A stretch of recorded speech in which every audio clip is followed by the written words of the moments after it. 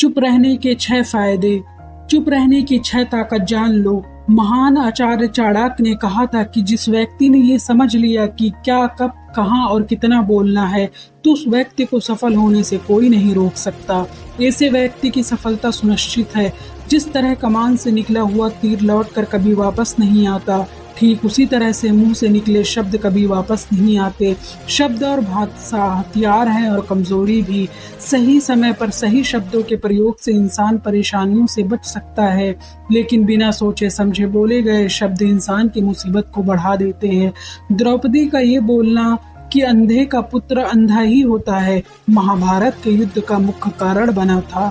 आज भी लोग अपनी जबान का इस्तेमाल दूसरों को नीचा दिखाने और खुद को बड़ा बताने के लिए करते हैं, लेकिन जो समझदार और सफल इंसान होते हैं वो अच्छी तरह से जानते हैं कि उन्हें किस वक्त कितना और क्या बोलना है। साइलेंट रहने का मतलब ये नहीं है कि आप पूरे दिन एक भी शब्द नहीं बोलना है या चुपचाप रहना है। चुप का मतलब है कि बेवजह शब्दों का प्रयोग नहीं करना है। जहाँ जरूरत है वहीं ही बोलना है। अपने लक्ष्य पर ध्यान केंद्रित करना है। आज मैं आपको चुप रहने के 6 ऐसे फायदे बताऊंगा जिन्हें जानने के बाद आज आप नहीं बल्कि अभी से उतना ही बोलेंगे जितनी आपको जरूरत होगी। नंबर 1, मौन लोगों का ध्यान खींचती है। महान आचार्य चाणक्य अपनी चाणक्य नीति से बताते हैं कि उन्होंने अपने हजारों शत्रुओं को अपनी खामोशी से परास्त किया था। वो खामोश रखकर अपने शत्रुओं को विचार में उलझाए रखते थे और सही समय आने पर वह अपने दुश्मनों को ईंट का जवाब पत्थर से देते थे।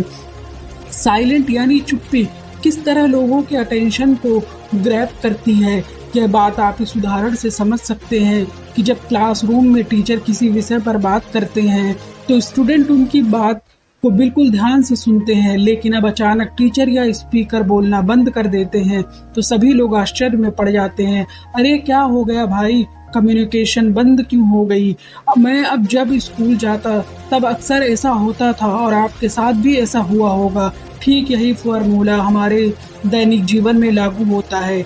जब आप अपने काम में काम रखते हो, दूसरों के मामले में दखल नहीं देते हो, जरूरत हो तभी बोलते हो, तो लोगों का ध्यान आपके ऊपर जाता है। और अगर आप कम बोलते हो, जरूरत हो तभी बोलते हो, तो लोग आपकी बातों को ज्यादा महत्व देंगे।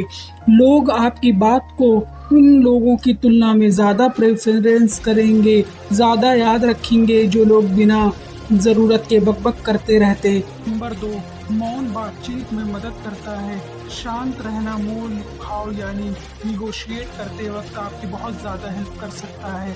आप बातचीत के दौरान जब आप अचानक चुप हो जाते हो और सामने वाले इंसान को जवाब नहीं देते हो, तो ये खामोशी उस इंसान को ये सोचने पर मजबूर कर देती है कि आखिर आप क्या सोच रहे हैं। तो फिर इस चीज़ को आपको फ़ायदा उठाना चाहिए, सामने वाले को ये सोचने दे कि आप क्या सोच रहे हैं।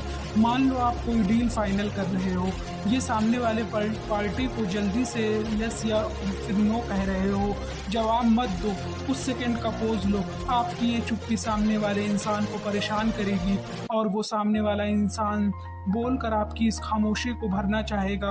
उनको सारी बात बोलने दे, जिससे आपको बातचीत आगे बढ़ाने में मदद मिलेगी और आपका साइड बातचीत के दौरान ज़्यादा भारी रहेगा। नंबर 3, मौन आपको विश्वास बनाने में मदद करता है। अगर आप एक मजबूत रिलेशनशिप बिल्ड करना चाहते हो तो उससे पहले आपको ट्रस्ट यानी विश्वास बिल्ड करना होगा, और विश्वास तभी बिल्ड होगा जब आप सामने वाले इंसान की बातों को ध्यान से सुनोगे, यानी बातचीत के दौरान बोलोगे कम और सुनोगे ज़्यादा। ऐसा करने से दूसरे इंसान को लगेगा कि आप एक अच्छे इंसान हो, सामने वाले की बात को अच्छे से सुनते हो, किसी को भी नज़रअंदाज नहीं करते हो, और तभी तो वो आपको बातों को अच्छे से सुनेगा और ट्रस्ट बिल्ड होगा।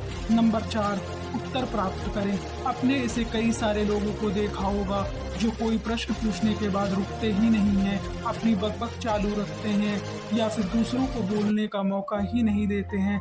अगर आप भी ऐसा करते हैं तो आपको दूसरे इंसान को सोचने जानने का मौका ही नहीं मिलेगा।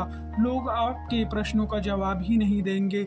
इसलिए कोई भी प्रश्न पूछने के बाद आप साइलेंस हो जाओ। आप अपना ओपिनियन मत दो। लोगों का क्या ओपिनियन है उस बात पर, उस प्रश्न पर आप जानने की कोशिश करो। शायद आपको कुछ नया सीखने को मिल जाए।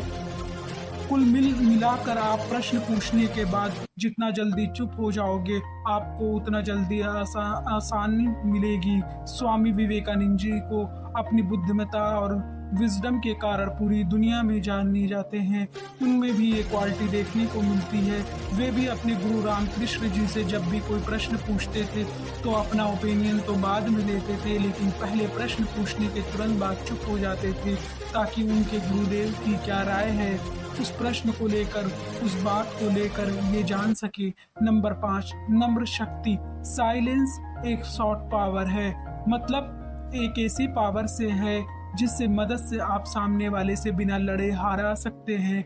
इसका सबसे बेहतरीन उदाहरण है महात्मा गांधी जी को सत्य और अहिंसा के मार्ग पर चलते थे और बिना लड़े उन्होंने अंग्रेजों को धूल चटाई थी। महात्मा गांधी जी जानते थे कि अगर हमने अंग्रेजों से लड़ाई की तो हम उनसे कभी नहीं जीत पाएंगे। उन्होंने शॉर्ट पावर का इस्तेमाल किया और अंग्रेजों को हराया। कई बार लड़ने से और झगड़ने से प्रॉब्लम सॉल्व नहीं होती, चुप रहने से और शांत हो जाने से प्रॉब्लम सॉल्व हो जाती है। नंबर 6, विचारशील मौन। द क्विट बुक के आधार सुसान केन अपनी बुक में बताते हैं कि थॉटफुल साइलेंस कई सारी मुसीबतों से बचा सकती है। एक लड़का लैपटॉप खरीदने जा रहा था, तभी उसको रास्ते में वर्षों पुराना एक दोस्त मिलता है जो उसको बोलता है कि तुम जहाँ लैपटॉप खरीदने जा रहे हो उसी के पास में एक घर है, वहाँ ये सामान डिलीवर कर देना। वह अपने दोस्त को ना नहीं बोल पाता है और उसका सामान ले लेता है, लेकिन जहाँ सामान डिलीवर करना था वो घर उस दुकान से काफी दूर था।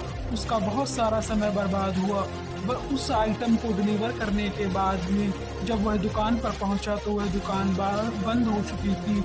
अपने दोस्त के ऊपर बहुत ज़्यादा गुस्सा आया, इसलिए हमें हमेशा हाँ नहीं करना चाहिए, ना कहने और साइलेंस के पावर को समझना चाहिए। तो दोस्तों, इन सब बातों से आप ये समझ चुके होंगे कि साइलेंस में बहुत ज़्यादा पावर है। साइलेंस के पावर को कम नहीं समझना चाहिए।